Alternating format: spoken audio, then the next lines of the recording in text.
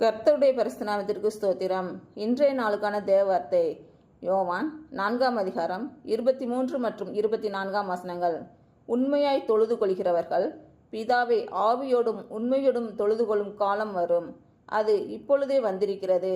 தம்மை தொழுது கொள்கிறவர்கள் இப்படிப்பட்டவர்களாய் இருக்கும்படி பிதாவானவர் விரும்புகிறார். தேவன் ஆவியாய் இருக்கிறார்.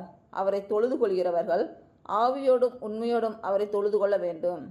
இன்று பிறந்த நாள் மற்றும் திருமண நாள் காணும் யாவருக்கும் இயேசு கிறிஸ்துவின் நாமத்தினாலே வாழ்த்துக்கள். கர்த்தர் உங்கள் பலவீனங்களை மாற்றி உங்களுக்கு பலத்தை கட்டளையிடுவாராக. கர்த்தர் உங்களையும் உங்கள் பிள்ளைகளையும் உங்கள் பிள்ளைகளின் பிள்ளைகளையும் ஆசீர்வதிப்பாராக.